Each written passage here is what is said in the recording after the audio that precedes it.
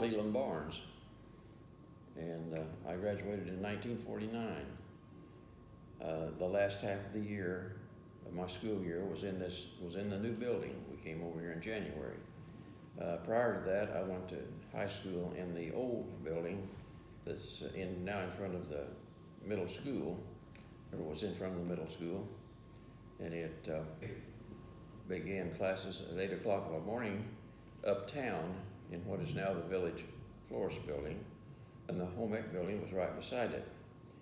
The classes started at 8 in the morning, and the class consisted of, we had the front half of the building was in tables and chairs for bookwork and projects and so forth, and then the back half was shop, and the shop consisted mainly of woodworking because we had no electricity on the farms to speak of at that time, and there was no electric drills and electric sanders and so forth, so everything was done by hand.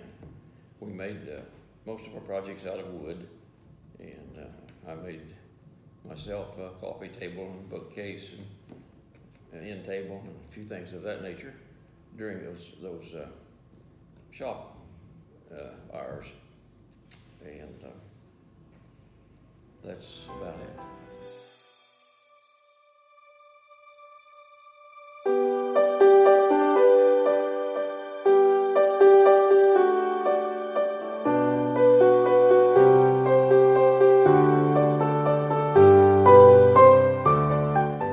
So if you would tell me your name and your years in FFA. And my name is Jim Chapman, and I started in high school in 65 through 68 to be 4 years. And while I was in the FFA, I had projects of beef and crops.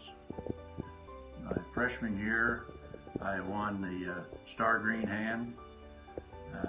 And sophomore year, I interviewed for the Star Farmer, and I believe it was my sophomore year, I was a junior president of FFA, like that. And in 1967, our FFA group decided to take a trip during the summer. We had got the approval from the school and everything. There was, I think there was like 30 to 35 boys, and some of their parents drove cars all the way out to Cheyenne, Wyoming, to the Cheyenne Rodeo. On our way out, we didn't spend any money as far as hotel rooms or nothing. We camped out every day. We took our food with us, and we also took a truck. It had a stove on it and a refrigerator, and we kept our food in it. We camped out, like I said, of the night. Just a great experience that, kids in our age and our years, we grew up, but we would never be able to do that on our own, and it was just a great experience for me.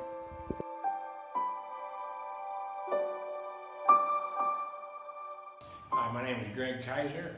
I graduated Cisne High School in 1977. My projects were swine and beef and grain production. How has FFA changed from whenever you were in high school to now?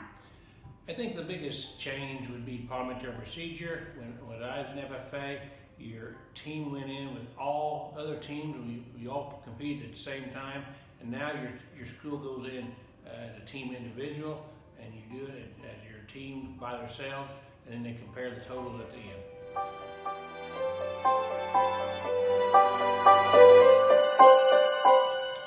So tell me what FFA was like whenever you were in school, and tell me about some of your SAE projects. Well, FFA when I was in school was mainly boys.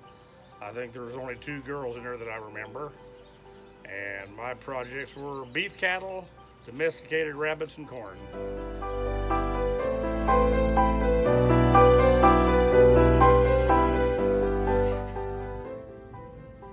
All right, my name is Ted Hughes Jr. I graduated in 1980, and I'm pretty sure it was 1980. And in 1976, I went to camp at Monticello for FFA. Greatest time of my life. Still go to camp. Still send a lot of kids to camp, because now I'm a lifetime alumni member of the Illinois FFA alumni, and the national too, because I paid my national dues. What I did in FFA, I had grow crops and cattle, and what else do you want me to ask about that? Oh, why do I help FFA kids? Because I see a lot of potential in these kids and a lot of future in these kids. And I want to eat. We all want to eat cheap. And without farmers, we don't eat. So you got to be thinking about that every time you see a farmer, think of farmer, because you eat 3 times a day. Through FFA, I guess I was a vice president. Well, I was a chapter president. At that time, we had junior officers, and so I was a junior president, and then I was a senior president, I guess you'd say. And then I was a vice president of the section, and I was a president of the section, term 23. Right now, I hold the position of district alumni, District 5 alumni. I've been on that for 20 years. Prior to, let's see, I can't even think of the year that was, but I spent 3 years on the national board at Indianapolis. So we make executive decisions on how it's going to go down and what the kids are going to do. So what I say, or what we say, or what we do, the alumni, affects the kids, the generations to come. So like I said, you got to go show up at the table to be heard and what's going to be happening. What else do you need?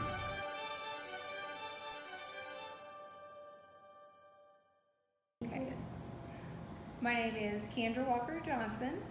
My graduation year was 1998.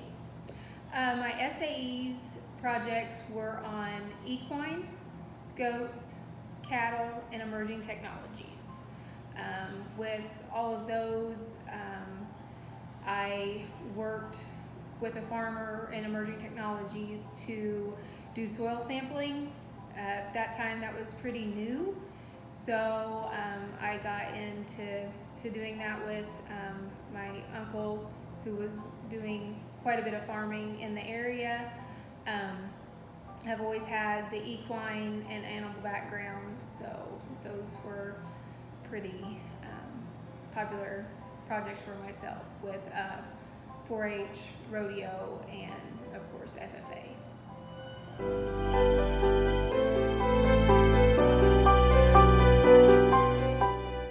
I'm Sonny Smith. I graduated in 1998, and my record book was on diversified ag.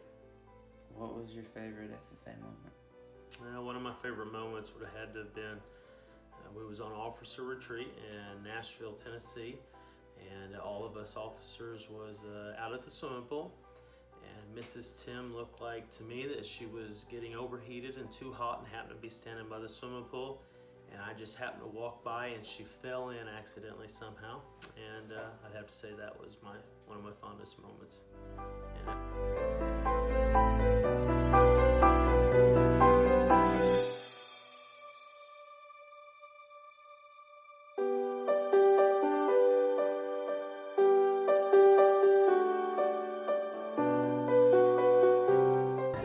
My name is Cisne. I was in FFA from 2010 to 2013. No, 2009 to 2013. My favorite FFA memory is that my class was, I was one of 11 who got our state FFA degree, and one of 7 who got our American FFA degree. And the year that we got our American FFA degree, that was the most from any school in the state of Illinois at one time. So that was pretty cool to say.